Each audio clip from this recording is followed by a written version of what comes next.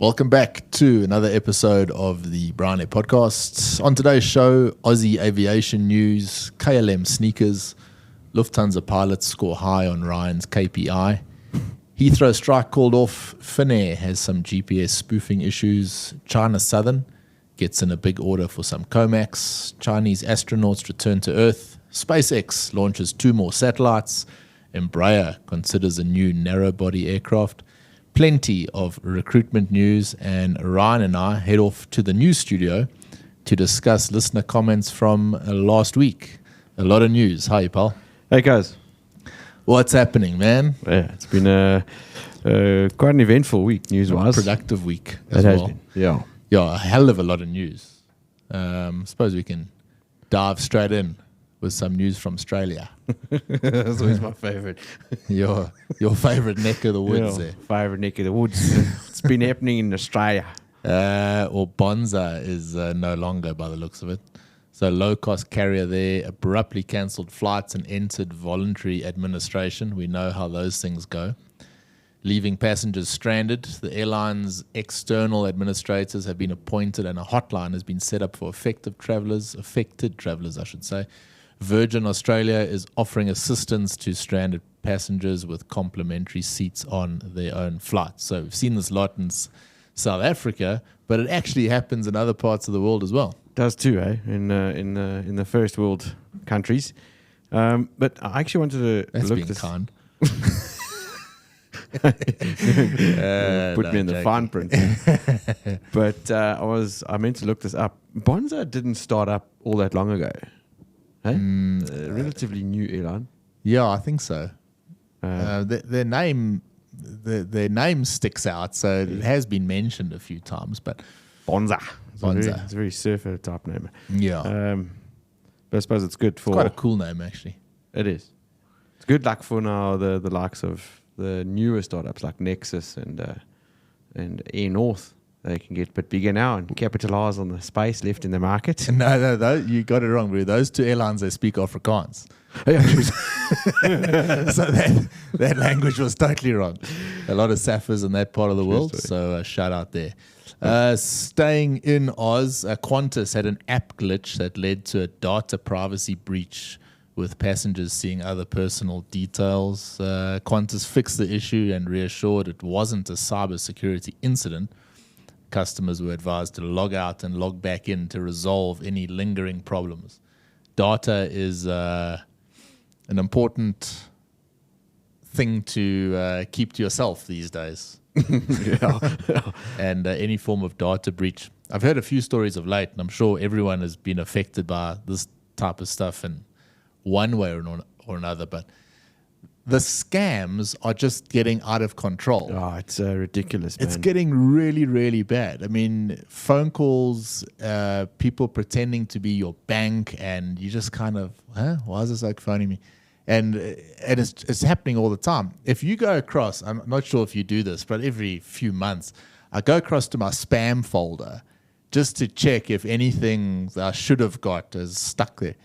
Yeah.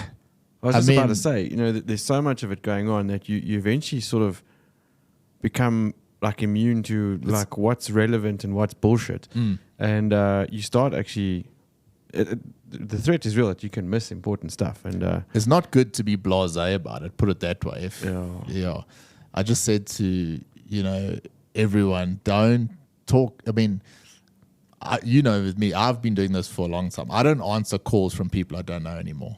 Because if from a work situation, look, you need to send an email, at least introduce via WhatsApp first, and not because for any other reason other than these scammers. I'm just tired of it. You know what that irritates me is, what happens if that call from a number that you don't know is in fact an important call? Yeah, like Joe Rogan inviting us onto his podcast. Exactly. I mean, you don't want to miss that. No.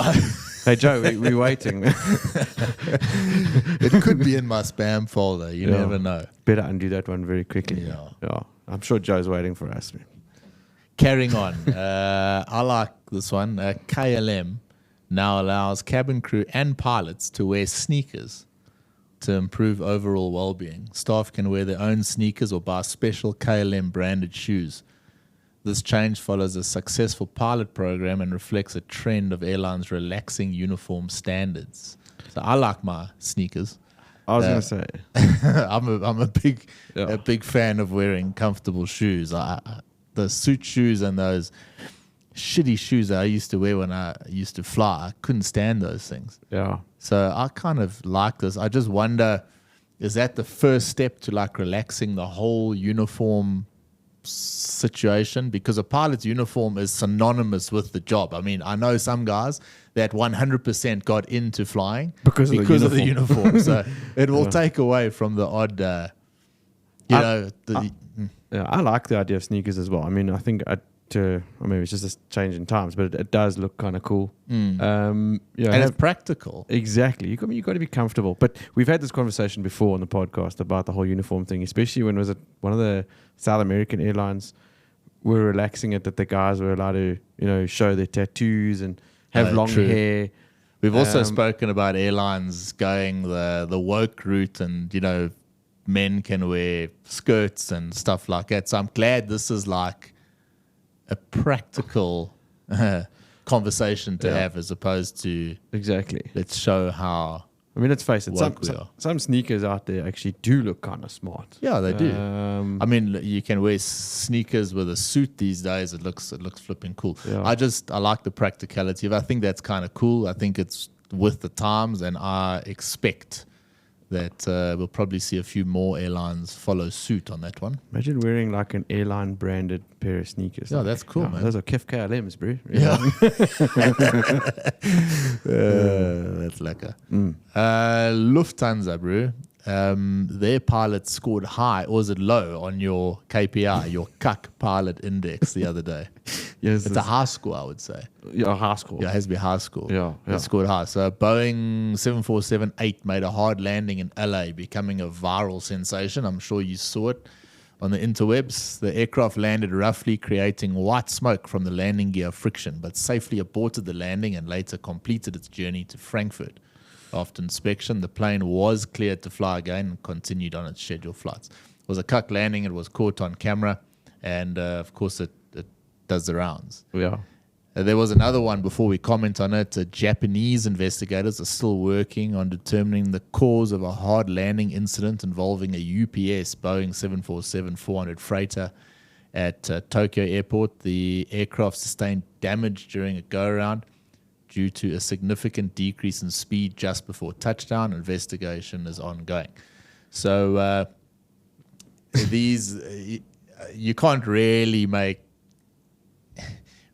take the mickey out of pilots that are landing hard, because you and I have had some cuck landings ourselves. China, that's what I was going to say. Look, I'll be the last one to actually go past judgment. I'll just say, like, listen, because every pilot's had a landing like that. And of course. Whether it's in a 172 or a 747, we've all had them. But they, as you mentioned, I think last week, everything these days, whether it's inside the cabin or even now outside, is captured on film. Yeah. So this gets filmed coming into land, bit of a hard landing, and followed by a go around, which they should have done. I assume they came back again and landed safely on the next one. No big event, but suddenly you half an hour later, hey, but weren't you doing that Tokyo flight? yeah, it's on TV. I know what you did in your last landing. Yeah, I like it, because I mean, the sense of humor is just fantastic out there as well. There's that meme where you check this airy touchdown and like does a go around, and they've gone and overdubbed it where it's like a pilot texting his wife, like, yeah. Like, I'll be home soon, just touched down. Oh, by the way, who's Jessica? Yeah, there's expect to see more of those, I suppose. Was it a German that invented the Richter scale? That machine that measures for the earthquakes and stuff. Yeah. Sounds like must have been a German, because I'm sure those Germans made that thing move with that landing. Yeah, it was a Vus landing.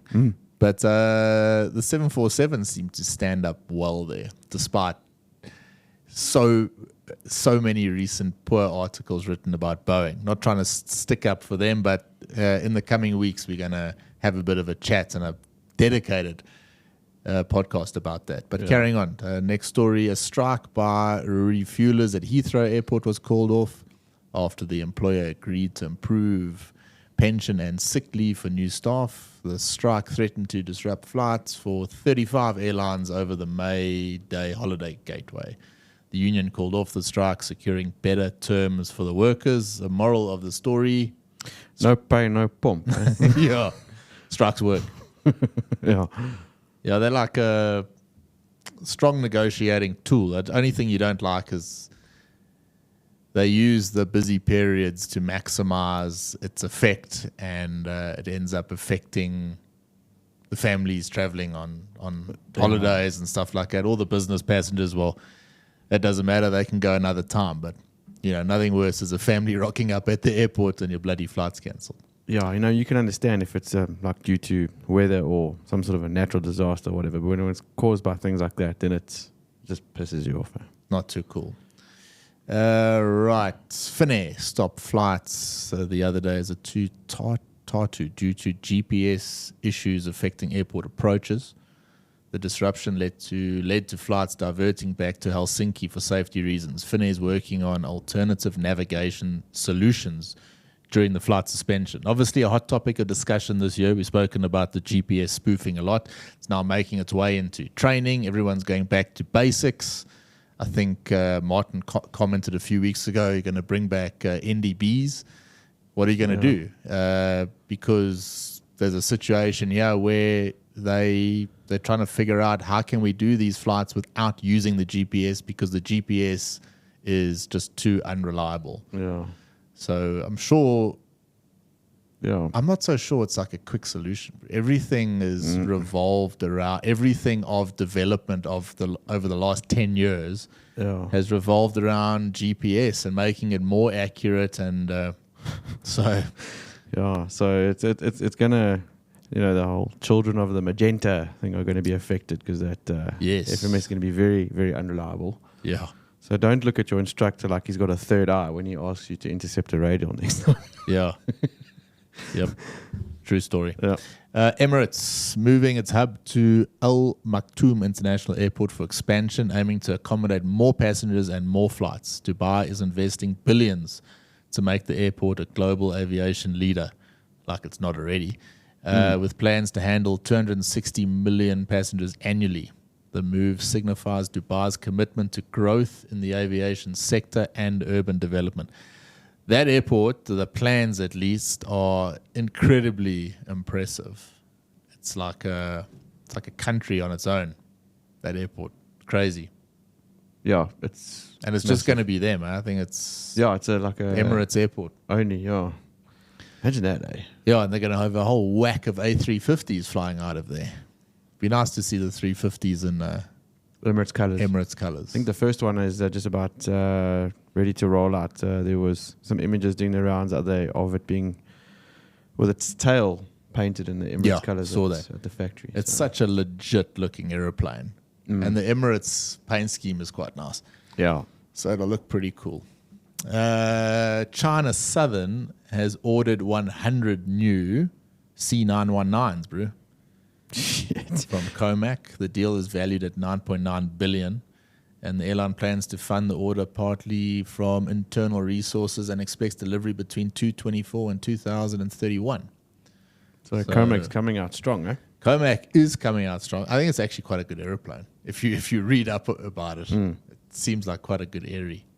So China Southern flying the Chinese flag there.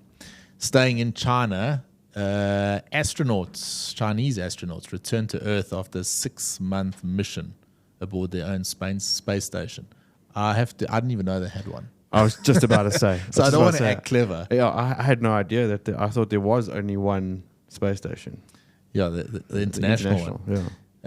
The crew landed in Inner Mongolia, making China's progress in space exploration.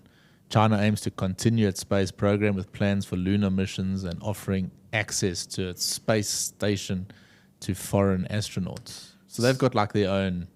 They're on their own space mission. so is that not going to create, like it was in the 50s and 60s, that space race between the Russians and Americans? Yeah, maybe the Americans will land on the moon again. It's going to be a space race between Elon and China. I wonder. It's so hard. I mean, even Elon, when he speaks about the Chinese, have you heard him speak about the Chinese? Yeah, exactly. Because, I mean, Tesla is a big base in China and incredibly popular car in China. So when you hear Elon speak, he speaks highly of the Chinese and their work ethic and how they get things developed and how they get things done. And let me tell you, we've been working with Chinese and they're on another level. Yeah, the speed at which they get things done. The speed at which they get things done, and they're a major player in any business, anything to do like with this, which is just next level stuff. It's be hard to bet against them. So yeah, but staying with space stuff, SpaceX, they launched 2 satellites and its Falcon 9 rocket from California, marking the 20th flight for its first stage, a successful mission, a part of SpaceX's busy schedule, including plans to launch more Starlink satellites and prepare for Boeing's Starliner spacecraft. Need to look at that a bit more. Yeah, is that going to happen? Yeah, I hope they bolt the doors onto that thing because that'll be a bit catastrophic. But anyway, the whole space thing is quite interesting, I must say. There's quite an awesome YouTube. It's almost like a series. It's about 3 episodes of inside the SpaceX's facility where they build these bloody things, and they've got all the different stages there laid out. And Elon actually goes through and explains the difference between like the latest Gen 1 and what they changed and how they made it smaller, and that's very, very interesting. No, it's phenomenal. I'd actually love to go and visit that facility and just check what it's about. I mean, the technology in that that factory must just be bonkers. Have you been? You haven't been down to Cape Canaveral or what else? What's the other name? I haven't even been to the States. You haven't? Yeah. No. It's just so cool. Kennedy Space Station or Cape Canaveral, whoever's in power. But awesome little visit there. You can sneak out from Disney World and go there, bro, for the day. Maybe we can just use this as a quick opportunity. While we're talking about Starlink and SpaceX, can we just I know Elon's probably going to download this episode later this afternoon. So when he's listening, just ask him to push the Starlink thing in South Africa a little bit. Yeah. It'd be nice to have that, eh? No, don't even get me started on that. Had my deposit in there for the last, I don't know how many years. Yes. Just sitting there. Embraer, Paul, they are considering developing a new narrow-body jet to compete with Boeing. They don't say Boeing and Airbus in the article. They say to compete with Boeing. The company believes it has the technology and capabilities for the new venture. Obviously, going further, if you read into it a bit more, they're obviously seeing the issues that Boeing are having and then saying to themselves in board meetings, if we are going to break into the proper narrow-body market that can compete at the highest level, now would be the time to do it while Boeing is at its weakest. And I assume that's what it's all about. It's fascinating because just a couple of years ago, they were going to merge. Yeah. That was just before the coronavirus. Yeah. So interesting. But I mean, Embraer do make a pretty good product. They do, yeah. So, and there's no doubts they'd be able to produce something. It's just they've obviously stayed away from it in the past because of the competition. And I suppose looking at it, it'll be a fantastic thing for them to break into that market right now. Yeah.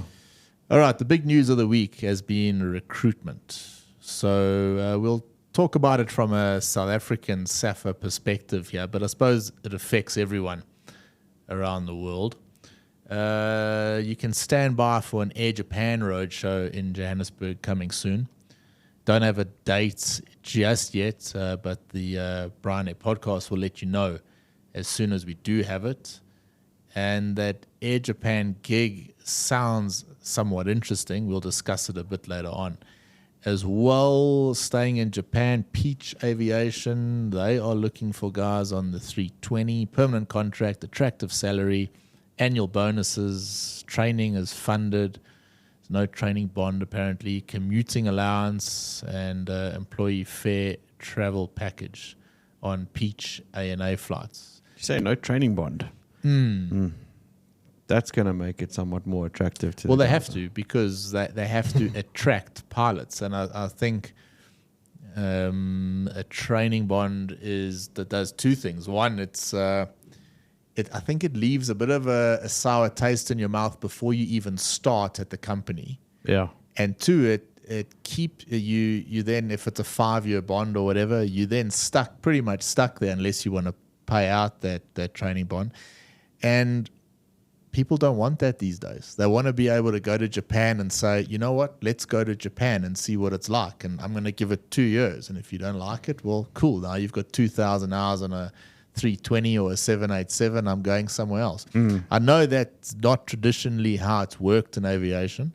It's certainly not how it's worked on the recruitment side. However, things are changing. That pilot shortage is a real thing. And expect to see sort of more things like this. They say minimum 4,000 hours total time, 1,500 hours PIC on jet aircraft, valid ATP. This is obviously type rated 320, valid medical, English proficiency above level 4.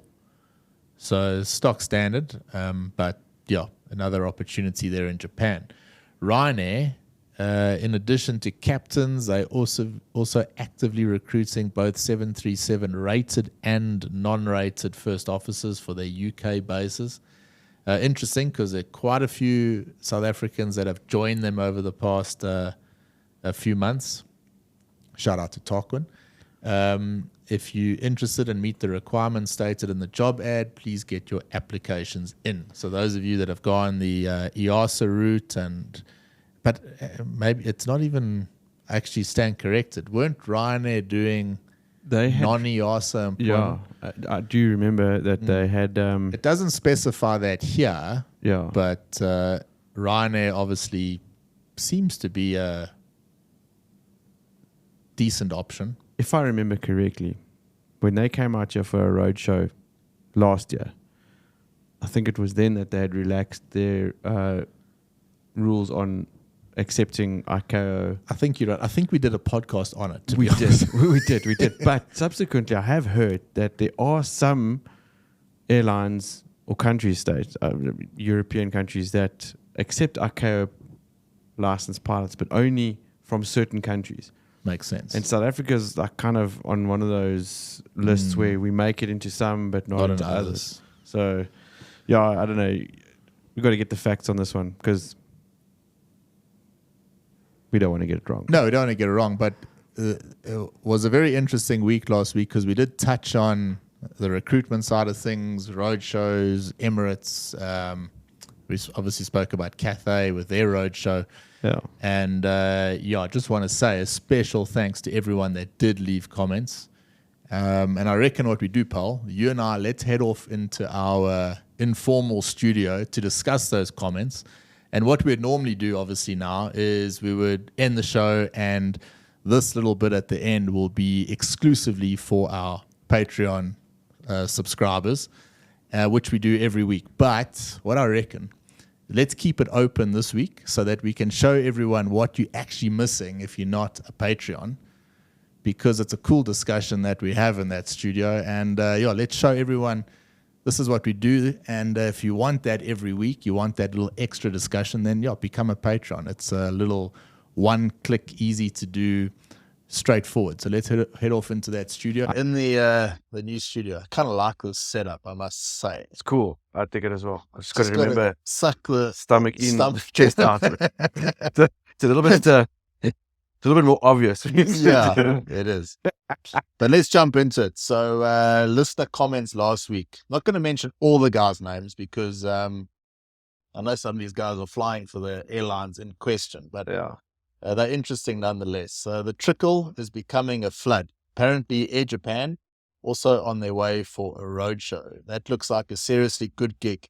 20 on and 10 off with 24 days leave that you can add on. Turns it into an 18-12, and you travel on their time, the day either side. If you back to back, it makes a 34.28 with decent ammo as well. 18K annual bonus guaranteed for the next 3 years and another 18K as end of renewable 5-year contract. I'd almost triple my salary, never mind the tax benefits. And that's as an FO. I don't even want to know what the P1s are racking in. But same guy had to chuckle because then he wrote back, okay, on recalculation, the cash may not have been, or may have been a slight exaggeration. But as a man involved in dispensing sound financial advice, you'd agree, never let the truth get in the way of a good story. So, yeah, kind of cool because a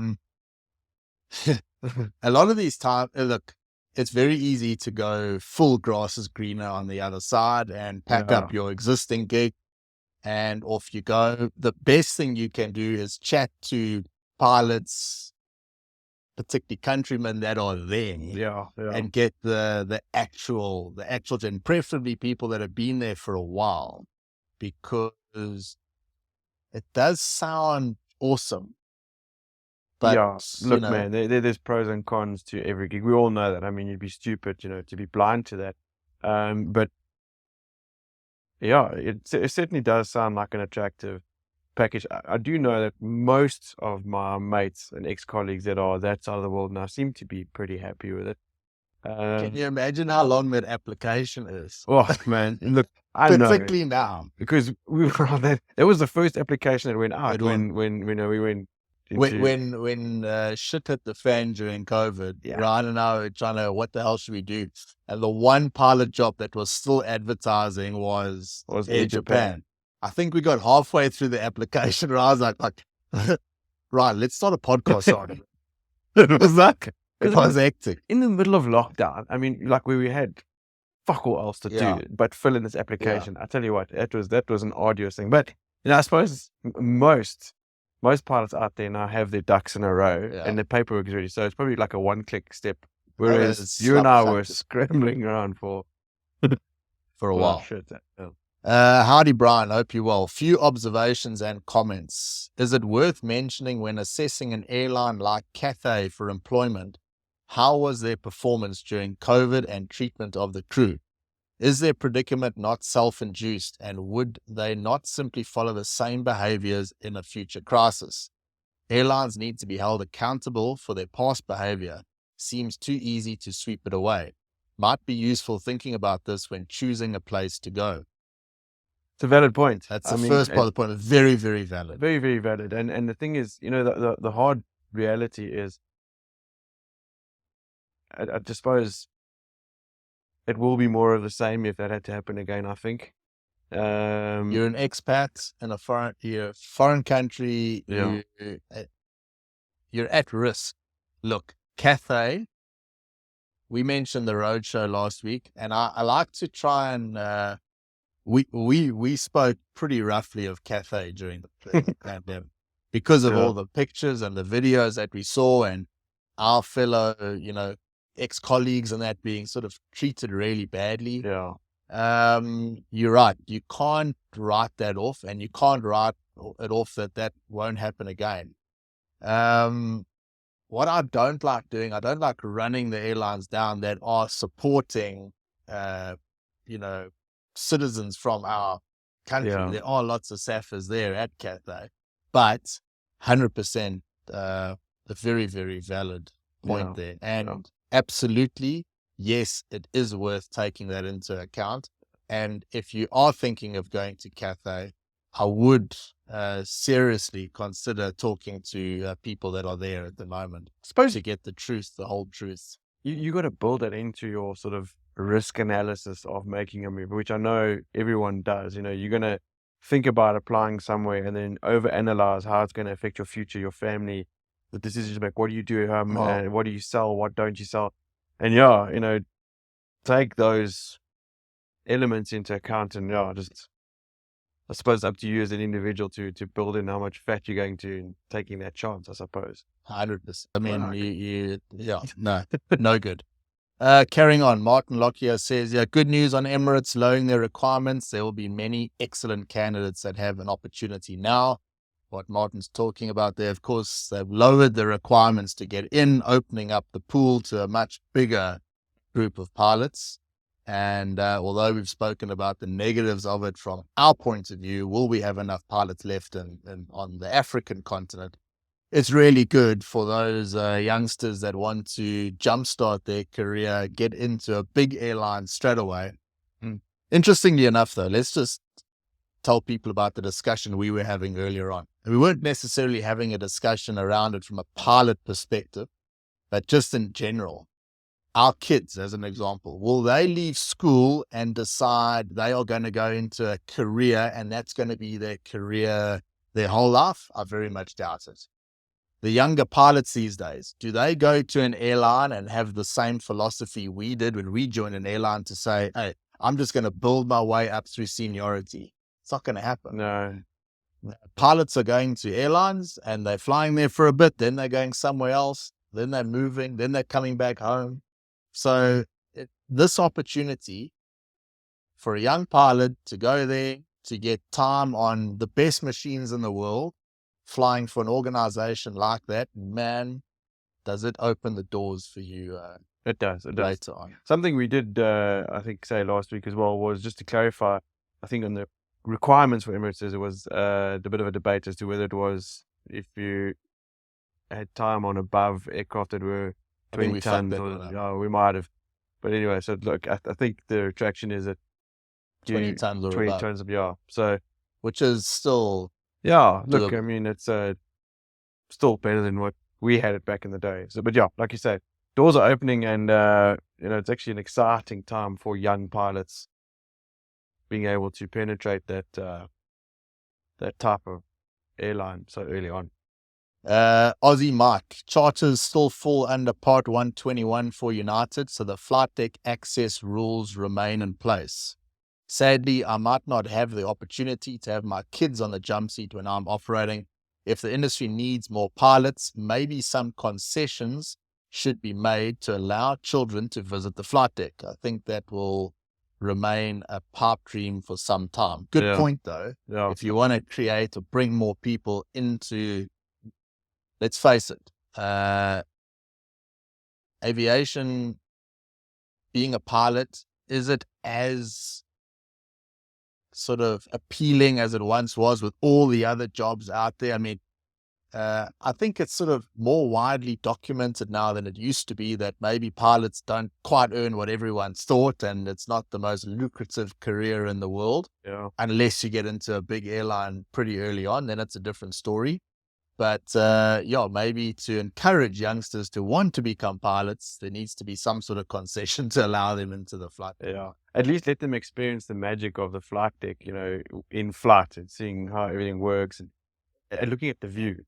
Yeah, I think what attracted me to aviation the most, though, and this is what's changed a lot, was when we were youngsters. The airline pilots used to go on like long haul flights, but they would go to lacquer destinations and they would be there for a good couple of days. Yeah. So pilots were living it up, because you'd go like to New York or wherever, and you'd be there for a while, and you could enjoy yourself and have a good layover.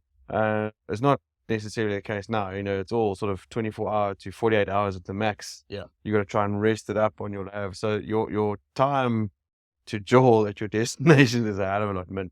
True story. So that takes away some of the appeal, I think. True story. LMAC, there are plenty of talented pilots flying lighter but sophisticated equipment, and with the quality of their screening, training, and overall structures, I see no issue with EK adjusting to the reality of free market hiring conditions. For a host of reasons, including safety, living conditions, political instability, BBEE, career opportunities, etc., SA will be low on the talent retainment food chain and is likely to experience some challenges with pilots and other skilled workers. It's already happening. Yeah. And LMAC 100% on the money with that one, as always. Yeah. Ace, Andrew Evans, love the retro 80s first business class seats there. Problem is, everyone is scrambling to get crew and don't get why crew are still leaving what is arguably still well-paid jobs. There won't be 200-hour instructors now, all going to full airline jobs. And I hope these older guys leaving airlines get into bringing experience skills back into ab initio training, as was the case years ago. Time will tell. I do fear that with all the regalia involved and costs, most older guys will just pack it in.